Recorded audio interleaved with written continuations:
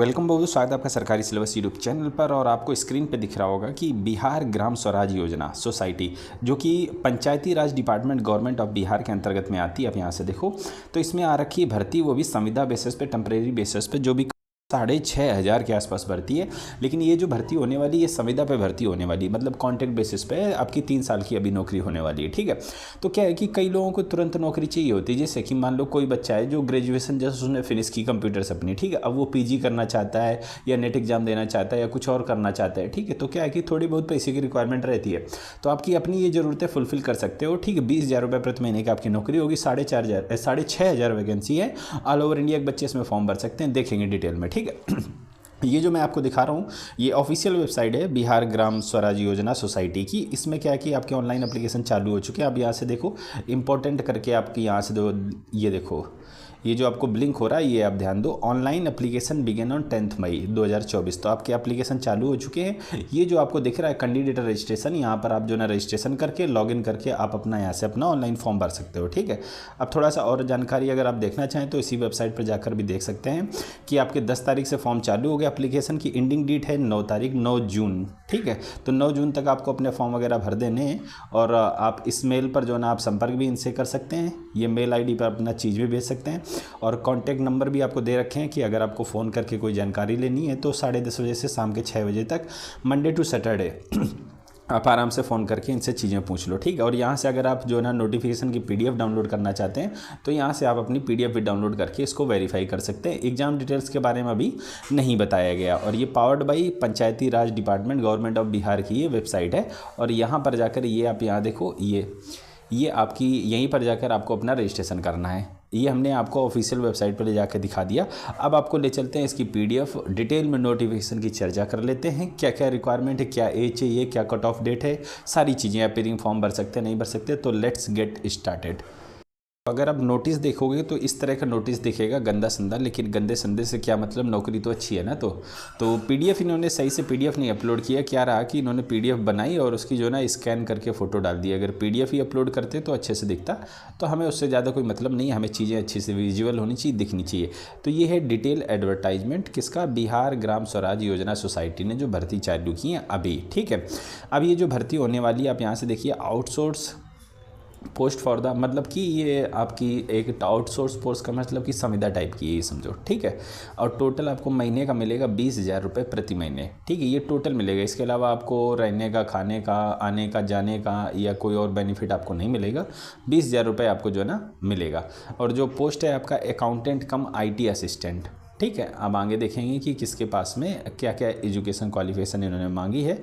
तो आप यहाँ से चेकआउट कर सकते हो कि BCom होना चाहिए या फिर MCom है या CA है, तो आप इसमें फॉर्म भर सकते हैं। कहने का मतलब ये कि कॉमर्स से जो ग्रेजुएट है, बैचलर इन कॉमर्स या मास्टर्स इन कॉमर्स, मतलब कॉमर्स वाले बच्चे इसमें फॉर्म भर सकते हैं।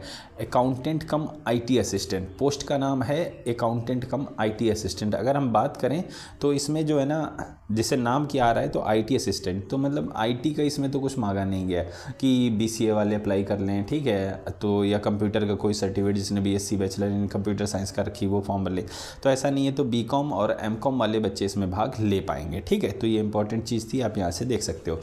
अब देखो टोटल वैकेंसी किस तरह से, आप अपने सामने देखो और चेकआउट कर लो। ये कैटेगरी वाइज वैकेंसी आपको यहाँ से दिख रही हैं कि किसको कितनी कितनी वैकेंसी मिल रही है। ठीक है, अनरिजर्व वालों के लिए ये वैकेंसी है।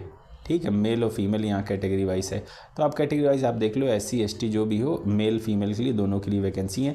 तो लड़कों के लिए अगर हम बात करें तो मेल के लिए टोटल वैकेंसी बनती है 4,270, लड़कियों के लिए 2,300 वैकेंसी है। तो टोटल 6,570 वैकेंसी। और ये आपका एक रिटन होगा, कंप्यूटर बेस्ड टेस्ट होगा, CBT कंप्यूटर पर बैठ के आपका टेस्ट होगा, उसके आधार पर आपका सिलेक्शन किया जाएगा। ठीक है, और अगर आपको चाहिए कि इसके किस तरह का आपका एग्ज़ाम होगा उसके बारे में अगर आपको जानना है तो आप कमेंट करिएगा, एक डिटेल वीडियो सेपरेट बनाएंगे जिसमें हम सिर्फ यही बात करेंगे। ठीक है, अब आगे देख लेते हैं हम।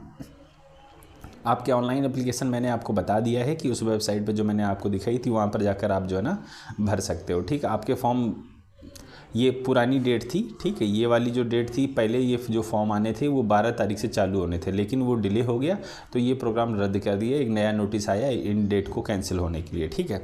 तो ये बात हो गई। अभी फॉर्म 10 तारीख से चालू हुई दोबारा से 10 मई से, तो आप आराम से जून तक अपना फॉर्म भरो, ठीक है। डेट मैंने आपको ऑलरेडी चर्चा करके बता ही दिया है, ठीक है। कट ऑफ डेट की अगर मैं बात करूँ तो जो आपकी कट ऑफ डेट है वो 1/3/2024 रहने वाली, मतलब कि इस डेट से आपका जो है ना एजुकेशन क्वालिफ़िकेशन और उम्र सीमा की गणना की जाएगी, ठीक है।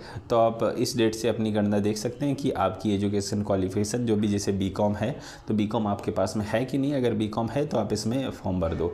कहने का मतलब ये है कि जिनका लास्ट ईयर अभी चल रहा है ऐसे बच्चे इसमें फॉर्म नहीं भर पाएंगे। मतलब अपीयरिंग स्टूडेंट जिन्होंने अभी इनका 3rd ईयर चल रहा है, अभी उनका रिजल्ट नहीं आया तो वो अप्लाई नहीं कर सकते, ठीक है। अब देख लेते हैं एप्लीकेशन फ़ीस कैसी है। तो जो एप्लीकेशन फ़ीस की अगर मैं बात करूं कि अनरिजर्व्ड और बैकवर्ड वालों के लिए, लड़कों के लिए 500, लड़कियों के लिए 250, ठीक है। SC ST बिहार डोमिसाइल की अगर मैं बात करूं तो 250 दोनों के लिए है। और बिहार से बाहर वाले हैं वो जो है ना जनरल की तरह फ़ीस पेड करनी पड़ेगी, ठीक है। फीमेल और फिजिकली हैंडीकैप के लिए 250 फॉर्म फीस है, ठीक है। तो ये चीज़ इंपॉर्टेंट थी, इसके बारे में हमने बात कर ली, ठीक है। अब एज लिमिट की अगर हम बात करें तो एज लिमिट अगर आप देखें तो यहाँ से देखो कि अनरिजर्व्ड वालों के लिए 45 साल है, ठीक है। और अनरिजर्व्ड की फ़ीमेल के लिए 48 साल है, ठीक है। SC ST वालों के लिए 50 साल है और मिनिमम उम्र सीमा 21 साल है, ठीक है। तो ये चीज़ आप ध्यान रख सकते हैं, मतलब कि मिनिमम जो बच्चे फॉर्म भर सकते हैं 45 साल तक आप जो है ना फॉर्म भर सकते हो। रिजर्व कैटेगरी में तो आपको और ज़्यादा छूट मिल जाएगी। तो 21 से 45 साल तक का कोई भी लड़का या लड़की इसमें भाग ले सकता है। रिजर्व कैटेगरी को इससे ज़्यादा भी छूट दी गई है, ठीक है। अब और देख लेते हैं। अब देखिए जो आपका एग्ज़ाम होगा उसमें 50% मार्क CBT के काउंट होंगे मेरिट लिस्ट में। आप यहाँ से देखो 50% आपके CBT के जो आपका कंप्यूटर पे जो आपका टेस्ट होगा, जो आपका BCom बैचलर इन कॉमर्स का नॉलेज आपका टेस्ट किया जाएगा, तो 50% उसका नंबर और 50% आपका जो है ना एजुकेशन क्वालिफ़िकेशन, मतलब कि जो आपके BCom में जो नंबर हैं वो जोड़े जाएंगे 50%। तो आपके जो जितने ज़्यादा आपके नंबर हैं, आपकी बैचलर डिग्री में जितने ज़्यादा नंबर हैं तो उतनी ज़्यादा संभावना हो जाएगी कि आपका मेरिट में नाम आ जाए, ठीक। क्योंकि वैकेंसी अच्छी है तो आपका बहुत ज़्यादा चांसेस रहेंगे कि आपका सिलेक्शन हो जाए। और देखो BCom हर कोई तो करके नहीं रखता है, तो आपका कंपटीशन बहुत ज़्यादा नहीं होने वाला, ठीक है। ये एक सही शॉट आपकी नौकरी होने वाली। अब ये देखिए ये जो कॉन्ट्रैक्ट है बच्चों, ये 36 महीने का है, 36 मंथ का है, ठीक है। इसके बाद जो है ना आप इसमें क्लेम नहीं कर सकते हो, ठीक है। और आपकी नौकरी जो है एनीवेयर इन द बिहार में आपकी नौकरी कहीं भी हो सकती है। और 20% वैकेंसी इंक्रीज या डिक्रीज कर सकती है संस्था। और आगे देख लेते हैं और ये वेबसाइट है, यहाँ पर जाकर आपको अपना फॉर्म वगैरह ऑनलाइन भर देना है, जो कि मैंने आपको ऑलरेडी बता दिया है। अगर आप कुछ और जानना पूछना चाहते हो तो हमें कमेंट करो इसी वीडियो के नीचे। वैसे हमने कई चीज़ों का डिस्कशन कर लिया है, मेरिट लिस्ट कैसे बनी, बस एक चीज़ बची है CBT में क्या आएगा। अगर आप जानना चाहते हो तो कमेंट करना, कमेंट आने पर लोगों की क्वेरी रहती है तो हम एक अलग से सेपरेट वीडियो बनाएंगे, ठीक है। तो उम्मीद करता हूँ आपको चीज़ें समझ में आ गई होंगी। अगर कुछ और जानना पूछना चाहते हो तो हम कमेंट करना। मिलते हैं अगले वीडियो में, तब तक के लिए वंदे मातरम।